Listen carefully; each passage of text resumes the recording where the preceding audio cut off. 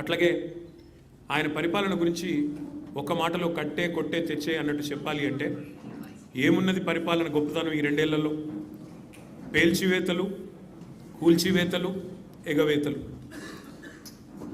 మనం ఎన్నో చూసాము చరిత్రలో. కానీ ఇంత చెత్త ప్రభుత్వం, చెక్ డ్యామ్లను పేల్చేసే చెత్త ప్రభుత్వం బహుశా భారతదేశంలో కాదు, ప్రపంచంలో ఎక్కడ ఉండదు. ఎవరైనా నిర్మాణాలు చేస్తారు, మీరు విధ్వంసం తప్ప మీకేమి తెలియదు. పేల్చివేతలు ఎట్లా అయితే మేడిగడ్డను బాంబులతో పేల్చారో అట్లాగే ఇవాళ చెక్ డ్యాములు పటాకాలు పేల్చినట్టు పేలుస్తూ ఉన్నది కాంగ్రెస్ నాయకత్వం. దానికి వంతపాడుతున్నది ఈ దిక్కుమాలిన ప్రభుత్వం. కూల్చివేతలు, పేదల ఇల్లు కూల్చడం తప్ప ఒక్క ఇల్లు కట్టిన ముఖం లేదు మీకు 2 ఏళ్లలో. ఇక ఎగవేతల గురించి అయితే మిమ్మల్ని ఎన్నిసార్లు ఉరిదీయాలో తెలియదు. మరి ఉరిదీయాలి అని మాట్లాడుతున్నాం. నీ రాహుల్ గాంధీని ఉరిదీయాలి. ఎక్కడ? అశోక్ నగర్ నడి చౌరస్తాలో 2 లక్షల ఉద్యోగాలని చెప్పి మాట తప్పినందుకు రాహుల్ గాంధీని ఉరిదీయాలి.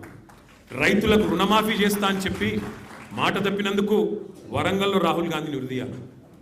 బీసీలకు 42% రిజర్వేషన్ అని చెప్పి మాట తప్పినందుకు మీ నాయకత్వాన్ని, కాంగ్రెస్ నాయకత్వాన్ని, రాహుల్ గాంధీని, రేవంత్ రెడ్డిని కామారెడ్డిలో ఉరిదీయాలి. ఉరి తీసుకుంటూ పోతే 420 హామీలు ఎక్కొట్టినందుకు 420 సార్లను నీ 420 కాంగ్రెస్ పార్టీని ఉరిదీయాలి. కేసీఆర్ గారిని పట్టుకొని నోటికొచ్చినట్టు మాట్లాడుతూ, పనికిమాలిన చెత్తవాగుడు వాగుతూ, నిన్న శాసనసభలో ఆయన మాట్లాడిన మాట బాధ ఎక్కడ అంటే, సరే ముఖ్యమంత్రి ఒక అర్భకుడు, అంగుష్టమాత్రుడు, ఒక నికృష్టుడు, ఇవన్నీ మనకు తెలుసు. సర్వభ్రష్ట ప్రభుత్వానికి ఇవాళ అధినేత ఈ ముఖ్యమంత్రి. సర్వభ్రష్ట ప్రభుత్వం ఇది. ఈ రంగం ఆ రంగం అని కాదు, అన్ని రంగాల్లో అట్రఫ్లాప్ ప్రభుత్వం, సర్వత్రా విఫలమైన ప్రభుత్వం ఈ ప్రభుత్వం. కానీ బాధాకరమైన పరిస్థితి ఏమంటే, అందరి హక్కులకు కస్టోడియన్లా ఉండాల్సిన స్పీకర్ గారు ఇవాళ ఆయన బడివే అనే మాట మాట్లాడితే కళ్ళప్పగించి ప్రేక్షక పాత్ర వహిస్తుంటే ఏమనాలనో అర్థం కావట్లేదు. ఇది పార్లమెంటరీ భాషనా? ఇది ప్రజాస్వామిక భాషనా? మాకు అనరాదా ఈ మాటలు? రేవంత్ రెడ్డి గారికి నేను చెప్తా ఉన్నా, నీకు ఒక్క భాషలో వచ్చేమో తిట్లు, మాకు 3-4 భాషల్లో వచ్చు. తిట్టాలనుకుంటే మీ తాత జేజమ్మలు దిమ్మె తిరిగేలాగా తిట్టే శక్తి మాకుంది. కానీ ఇంత నికృష్టంగా, ఇంత అల్పంగా, ఇంత దారుణంగా మీరు ఏదైతే వ్యవహారం చేస్తున్నారో ఇది ఎందుకు చేస్తున్నారో మాకు తెలుసు. ఎందుకంటే మీ అజ్ఞానాన్ని కప్పిపుచ్చుకోవడానికి.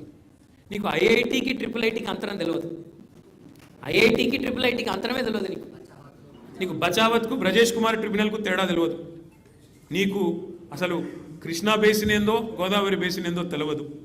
నీకు అసలు తెలంగాణకి ఏం కావాలో తెలియదు. నీకు తెలిసిందల్లా ఒక్కటే, దోచుకోవడం, దాచుకోవడం తప్ప నీకు తెలిసింది ఏమీ లేదు. ఒక అజ్ఞానివి, ఒక ఉష్ట్రపక్షివి. నువ్వు ఏమనుకుంటున్నావు? నిన్న చెప్తున్నాడు ఆయన, తెలంగాణ కోసం అంటే ఈ మహానుభావుడు ప్రాణాలు ఇస్తాడంట. నువ్వు తీసిన ప్రాణాలు చాలు, నువ్వు తీసిన ప్రాణాలు చాలు. ఇప్పటికే 836 మంది రైతులను పొట్టన పెట్టుకున్నాడు రేవంత్ రెడ్డి వచ్చిన తర్వాత. 100 మంది పైచిలకు ఆటో డ్రైవర్లను పొట్ట పెట్టుకున్నాడు. 100 మంది పైచిలకు గురుకులాల్లో పిల్లలను పొట్టన పెట్టుకున్నాడు. 48 మంది నేతన్నలను ఉసురు పోసుకున్నావు. ఇప్పటికే నువ్వు తీసిన ప్రాణాలు చాలు. నువ్వు ఆనాడు తెలంగాణ వాదుల మీదకి, తెలంగాణ బిడ్డల మీదకి తుపాకీ తీసుకొని పోయి తెలంగాణ ఉద్యమాన్ని అవమానించింది ఎవరు మర్చిపోలేదు. ఇవాళ ఏదో పేమెంట్ కోటాలో అదృష్టం బాగుండి అడ్డిమారి గుడ్డి దెబ్బలో ముఖ్యమంత్రి అయినావు రేవంత్ రెడ్డి. నీ వాగుడు, నీ అల్పబుద్ధి ప్రపంచం మొత్తం చూస్తూ ఉంది. ఒకటి మాత్రం వాస్తవం, నీలాంటి వ్యక్తుల వికృతమైన మాటలతో కేసీఆర్ గారి స్థాయిని మీరు తగ్గించలేరు. మీరు ఎవరేమనుకున్నా సరే, నీ కాంగ్రెస్ పార్టీ నాయకత్వం ఏమనుకున్నా సరే నువ్వు తగ్గించలేవు.